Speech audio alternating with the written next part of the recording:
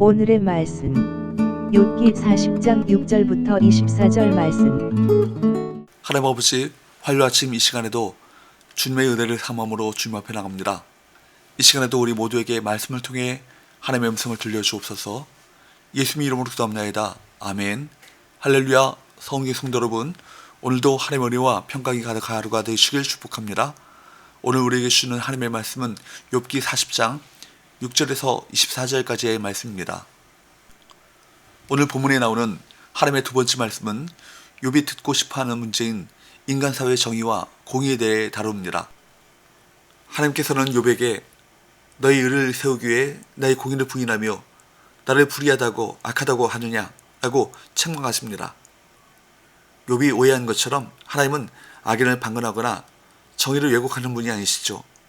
하나님이야말로 이 세상을 공의와 정의로 통치하시는 분이십니다.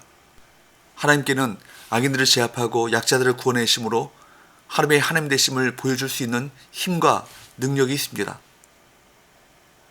6절부터 9절, 그때 여호와께서 폭풍우 가운데서 욥에게 일러 말씀하시되 너는 대장부처럼 허리를 묶고 내가 네게 묻겠으니 내게 대답하시니라. 네가 내 공의를 부인하려느냐? 네 의를 세우려고 나를 악하다 하겠느냐? 네가 하나님처럼 능력이 있느냐? 하나님처럼 천둥소리를 내겠느냐? 욥이 대답할 말이 없다고 했지만 하나님께서는 크고 두려운 모습으로 더 말씀하십니다. 7절에서 하나님은 이미 앞에서 즉 38장 3절에서 하셨던 도전, 곧 대장부처럼 대답하라는 도전을 다시 하십니다.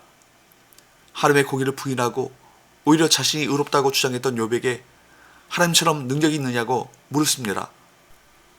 욥은 이미 그런 능력이 없는 존재로 드러났지만 하나님은 더 분명하게 깨닫기를 원하십니다. 여러분, 우리는 어떤 상황에서도 하나님의 옳다라는 확신이 있어야 합니다. 우리가 처한 상황이나 우리에게 닥친 어떤 일들 때문에 우리는 종종 하나님께 불평합니다. 그런데 이런 생각과 행동은 우리가 옳고 하나님은 틀리셨다라고 주장하는 것이고 하나님이 공의롭지 못하다고 선언하는 것입니다. 하나님이 공의롭지 못하다고 하는 것은 그분께 판단할 지식이 없고 다스릴 능력이 없다고 말하는 것입니다. 하나님의 전지에 대한 부정이고 하나님의 전능에 대한 부정인 것이죠. 이 얼마나 불경스러운 일입니까? 하나님의 공의를 부인하지 말고 이해되지 않는 상황 속에서도 하나님의 공의는 살아있고 그분의 행하심은 옳다라고 인정하십시오. 그렇게 해야 불평과 원망이 사라지고 믿음이 생기고 하나님을 신뢰할 수 있습니다. 온전히 하나님을 경외하는 자로 설 수 있습니다. 10절에서 14절, 너는 위엄과 존귀로 단장하며 영광과 영화를 입을지니라. 너의 넘치는 노를 비우고 교만한 자를 발견하여 모두 낮추되 모든 교만한 자를 발견하여 낮아지게 하며 악인을 그들의 처소에서 짓밟을지니라. 그들과 함께 진토에 묻고 그들의 얼굴을 싸서 은밀한 곳에 둘지니라. 그리하면 내 오른손이 너를 구원할 수 있다고 내가 인정하리라. 하나님은 욥에게 그의 공의로 세상을 한번 다스려보라고 말씀하십니다. 하나님이 하시는 것처럼 교만한 자를 낮추고 악인을 그 있는 곳에서 짓밟으며 그들 모두를 심판해보라고 말씀하십니다. 만일 그렇게 할 수 있다면 욥이 옳다고 인정하시겠다고 하십니다. 말할 것도 없이 이런 일은 사람에게 불가능한 일이죠. 여러분, 하나님 앞에서 절대로 교만하지 마십시오. 하나님이 행하시는 일은 모두 공평하며 선한 일입니다. 하나님은 그분의 자녀인 우리를 위해 모든 일을 선으로 만드십니다. 그분이 오죽했으면 고난을 허락하시겠습니까? 그 고난은 우리에게 얼마나 유익되며 선이 되겠습니까? 날마다 범사에 감사하는 자가 되시기를 축복합니다. 하나님은 욥에게 당신께서 지으신 피조물 중 으뜸인 배의 못을 주목하도록 하십니다. 15절, 이제 소같이 풀을 먹는 배의 못을 볼지어다. 내가 너를 지은 것 같이 그것도 지었느니라. 이렇게 말씀하신 의도는 분명합니다. 배의 못은 크고 강하지만 창조주 앞에서는 풀을 먹고 사는 한낱 피조물에 지나지 않습니다.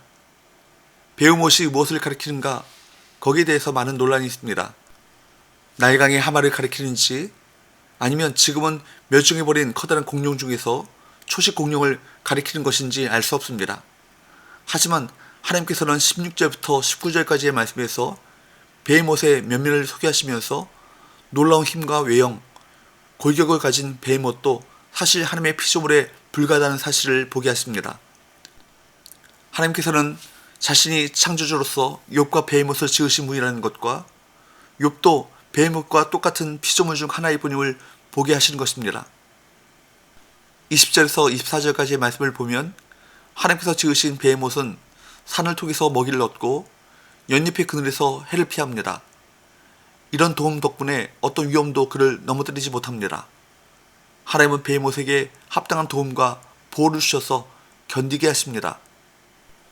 그렇다면 우리 성도는 어떠할까요? 우리가 주를 위해서 살아가는 것은 아무런 위험도 위기도 난관도 없기 때문이 아닙니다. 우리가 연약함에도 보호하시고 도우시는 주님이 어떤 위험이나 위기보다 크시기 때문입니다. 주님을 따라 사는 것이 힘들고 어려울 때 우리는 다시금 십자가를 바라봅니다. 그리고 주님께서 사탄의 머리를 밟으셨음을 기억하면서 두려움을 물리치고 주님을 신뢰합니다. 지금 우리가 살아가는 것이 하나님의 도우심과 은혜의 결과인 것처럼 고난을 감수하는 삶 가운데 더욱 주님의 도우심과 보호하심이 있을 것이 분명합니다. 사랑하는 성도 여러분, 두렵고 떨리는 많은 일 앞에서 십자가를 바라보시기 바랍니다.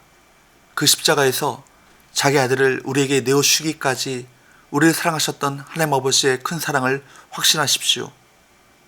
두려운 상황과 우리를 근심케 하는 그 일보다 더욱 크신 하나님이 우리 아빠 되심을, 우리 아버지 되심을 기억하며 다시금 힘을 얻고 살아가시는 저와 여러분 되시기를 축복합니다. 기도합시다.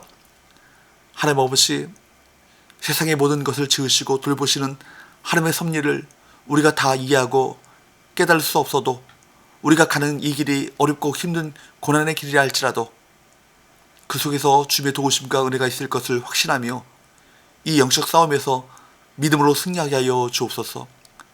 예수님 이름으로 기도합나이다. 아멘.